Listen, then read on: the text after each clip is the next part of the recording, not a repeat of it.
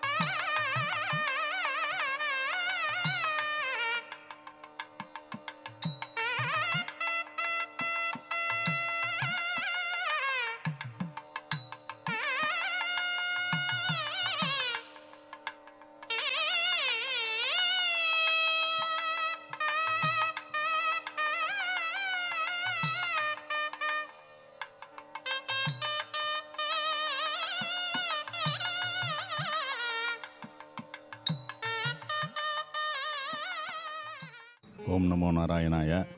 1983 வருடத்திலிருந்து நான் இக்கோவிலுக்கு வந்து கொண்டிருக்கிறேன். வந்ததிலிருந்து எனக்கு மிகப்பெரிய வளர்ச்சி பெருமாளால் ஏற்பட்டிருக்கிறது. இந்த பெருமாளாலும் ஆஞ்சநேயராலும் எனக்கு ஏற்பட்ட வளர்ச்சி இன்னதென்று சொல்ல முடியாது. அவ்வளவு வளர்ச்சி. உடல்நிலை பாதிக்கப்பட்ட போதும் எல்லா விதமான உதவிகளும் பெருமாளால் எனக்கு கிடைத்தது.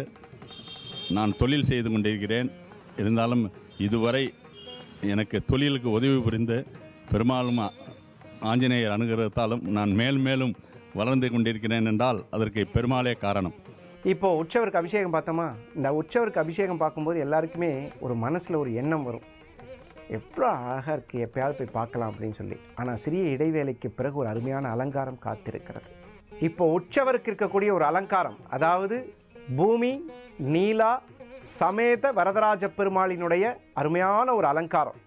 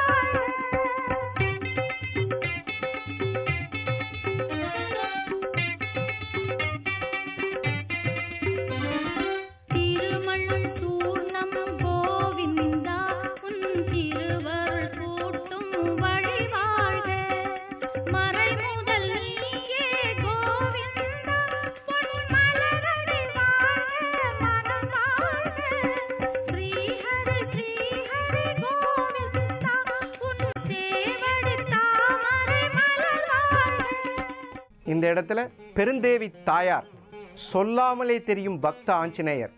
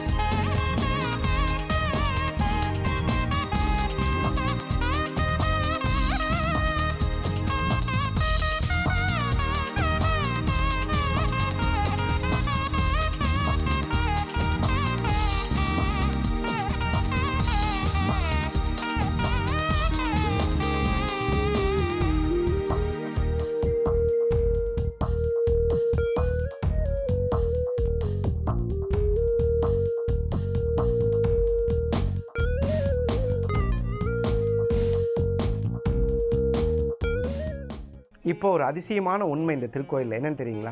நீங்கள் நம்பினாலும் நம்பலைனாலும் இந்த கோவிலில் ஒரு வில்வ மரம் பயங்கரமாக விருட்சமாக வளர்ந்துருக்கு. வில்வ காய்களோட உங்களால் பார்க்க முடியும். இப்போ உங்களுக்கு ஒரு சந்தேகம் வரும், இது என்ன சார் இந்த இடத்துல காமிக்கிறது பெருமாள் கோயில், ஆனால் வில்வ மரத்தை காமிக்கிறீங்க எப்படி அப்படின்னு பார்க்கும்பொழுது, வில்வ மரம் சிவனுக்குரியது. அந்த வில்வ பத்திரம் அதில் மகாலட்சுமி குடியிருக்கிறதா ஒரு ஐதீகம். அதே மாதிரி அரச மரம், மரங்களில் நான் அரச மரம் அப்படின்னு சொல்லியிருக்கார் சுவாமி.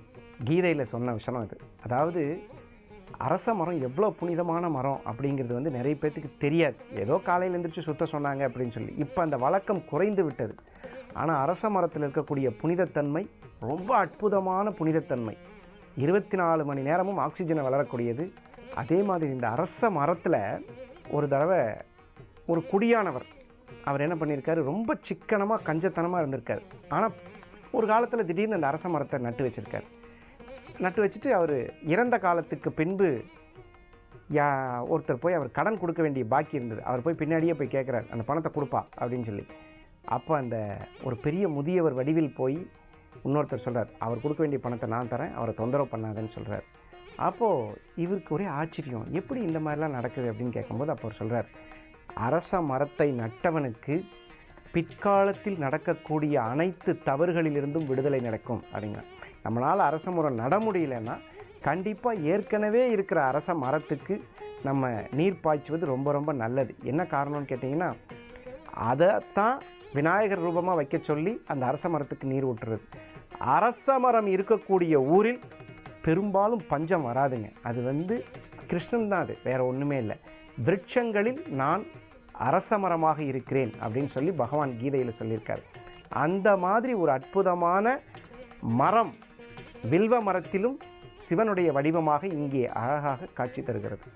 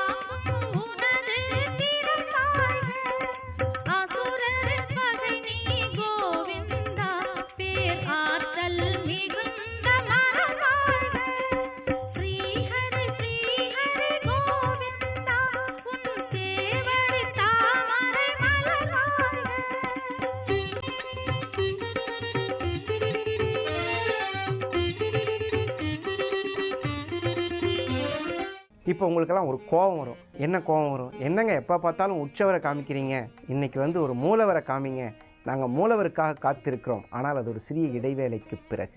முல்லை நகர், திருமலை நாயக்கன் பாளையத்தில் இருக்கக்கூடிய முல்லை நகரில் மூலவர் பூமி நீலா சமேத வரதராஜ பெருமாளினுடைய மூலவர் தரிசனம். உண்மையாகவே சொல்கிறேங்க, இந்த அழகு லட்சணம், அப்படி சங்கு சக்கர தாரியை பார்க்கக்கூடிய மகாபாக்கியம் பெற்ற புண்ணியசாலிகள் அனைவருக்கும் இந்த திருக்கோயிலுக்கு யாரெல்லாம் வேண்டுனா கண்டிப்பாக லக்ஷ்மி கடாட்சம் கிடைக்கும். அவ்வளோ ஒரு அற்புதமான இந்த திருக்கோயில்.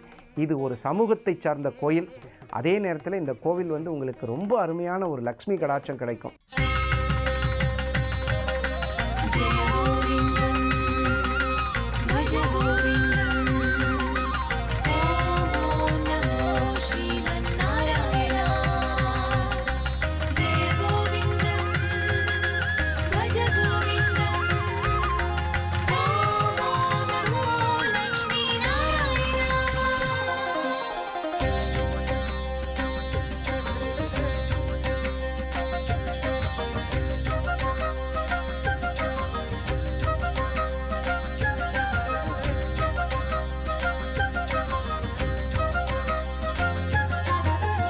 ಅಲಂಗಾರ ಶ್ರೀನಿವಾಸ அதிரூப சுந்தரேச அதிகாலை சூரிய தேவா பெருமாளே வேங்கடேச அலங்கார ஸ்ரீனிவாச அதிரூப சுந்தரேச அதிகாலை சூரிய தேவா பெருமாளே வேங்கடேச வானவில்லின் வர்ணஜாலனே மதுசூதனா கண்ணா வேணுகான ராகதேவனே முரளீதரா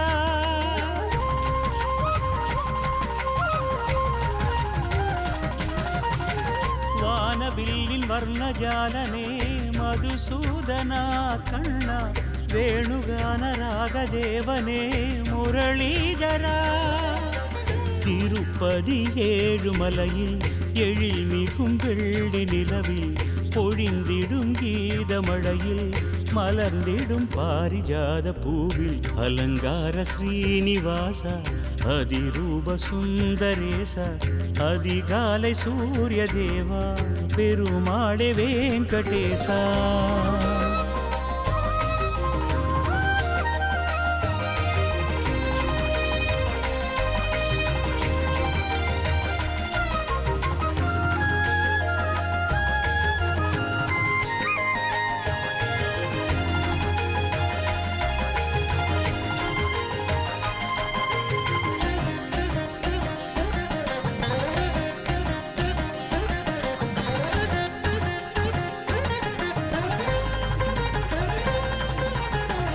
ஏழு வண்ண மலைகளாழ்பவன் அறிவோம் நமவோம் கிரிதரா. ஏழாம் கடலாகி நின்றவன் ஸ்ரீஹரி நர்த்தன மாதவா. ஏழு ஸ்வர கீதமானவன் ஸ்ருதியில் லயம் கேசவா. நாதஸ்வர ஓசையானவன் மங்களம் தரும் நாயகா. பிரம்மன் தந்த வேத கமலமே ஏந்தி கொண்டு வந்தவன். பாரதத்தில் கண்ணனானவன் கீதை தந்த நாயகன். திருப்பதி தேவ சபையில் அருள்பதியான நிலையில் திருமலை ஞான வடிவில் கோவிந்தனாகி நின்ற தேவா. ஸ்ரீ வரதராஜ பெருமாள் திருக்கோவில், பூமி நீலாதேவி சமேத வரதராஜ பெருமாள் திருக்கோவில், திருமலை நாயக்கம்பாளையம். இது ஒரு காலத்தில் மடத்தூர் என்று அழைக்கப்பட்டது. மருதமலை மெயின் ரோட்டில், அதாவது முதன்மை சாலையில் அமைந்துள்ள இந்த கோவில் ஏறத்தாழ 300 ஆண்டுகளுக்கு முற்பட்ட பழமை வாய்ந்த கோயிலாக இருக்கின்றது. நாயக்க மன்னர்களோட ஆட்சி காலத்தில் இக்கோயில் சிறப்பாக நடைபெற்று கொண்டு வந்திருந்தன. ஒரு காலகட்டத்தில் இந்த இடம் மருதமலை செல்லுகின்றவர்களுக்கெல்லாம் கிணற்று நீரினும் இங்கே தங்குவதற்காக ஒரு மடம் அமைந்திருந்தது. இந்த மடத்திற்கு பின்னால் இந்த கோயில் உருவாகுவதற்கு திருமலை நாயக்கம்பாளையத்தைச் சேர்ந்த நாயக்க பாரம்பரியத்தைச் சேர்ந்தவர்கள் சிறப்பான முறையில் அவர்கள் செயல்பட்டு வந்திருந்தார்கள். 1980க்கு பின்னால் இந்த கோவிலில் பல்வேறு அர்ச்சகர்களெல்லாம் வந்து பணிபுரிந்திருக்கின்றார்கள். இருந்தபோதிலும் 1990ஆம் ஆண்டு முதல் இப்போது இருக்கக்கூடிய தலைமை பட்டாச்சாரியர் திரு சீனிவாச வரதன் அவர்கள் இந்த கோவிலுடைய முன்னேற்றத்திற்காக பல்வேறு வகையில் உழைத்திருக்கின்றார். இந்த கோவிலின் சிறப்பு என்னவென்றால், வரந்தரும் ராஜன் வரதராஜன். இங்கு இருக்கிற கோயம்புத்தூர் வாசிகள், இந்த பகுதியை சேர்ந்தவர்களுக்கெல்லாம் பெருமாள் ஒரு வரப்பிரசாதியாக இருக்கிறார். இன்னும் சொல்லப்போனால் கோவிலுக்கு வரும் அத்தனை பக்தர்களுக்கும் வரதராஜர் ஒரு முறை வந்தால் திரும்பவும் வர சொல்லும் அளவுக்கு பெருமாள் அவருடைய அனுகிரகத்தை கொடுக்கிறார். இப்போ இந்த லக்ஷ்மி கடாட்சத்தை பற்றி பேசும்போது உங்களுக்கு ஒரு சின்ன தகவல். அதாவது வீட்டில் விளக்கு நெல்லிக்கனி, அந்த நெல்லிக்கனி வச்சு பூஜை பண்ணிங்கன்னா கண்டிப்பாக உங்களுக்கு கஷ்டம் ரொம்ப இருக்குங்க, எங்களால் தாங்க முடியல அப்படிங்கிறவங்க யாரெல்லாம் நெல்லிக்கனி பூஜையில் வைக்க மகாலட்சுமிக்கு அருள் கடாட்சம். கனகதாராங்கிறது அவ்வளோ அற்புதமான ஒரு ஸ்லோகம். கனகதாராவையும் நெல்லிக்கனியையும் பெருமாளுக்கு வைத்து பூஜை செய்தால் கண்டிப்பாக எவ்வளோ பெரிய கடன் இருந்தாலும் தீர்ந்துருங்க. இந்த அற்புதமான செய்தியை சொல்லி இந்த திருமலை நாயக்கன் பாளையத்தில் முல்லை நகர் என்ற இடத்தில் அருள்மிகு பூமி நீலா சமேத வரதராஜ பெருமாள் நம் அனைவருக்கும் லக்ஷ்மி கடாட்சத்தையும் பூமி சம்பந்தப்பட்ட பிரச்சனைகளையும் தீர்த்து தருவார் என்று சொல்லி மீண்டும் நாளை காலை சந்திக்கும் வரை உங்களிடமிருந்து விடைபெறுவது உங்கள் ஜாமக்கோல் பிரசன்ன ஜோதிடர் டாக்டர் நல்ல நேரம் நாகராஜ். நன்றி, வணக்கம். ஸ்ரீ கிருஷ்ணார்ப்பணம்.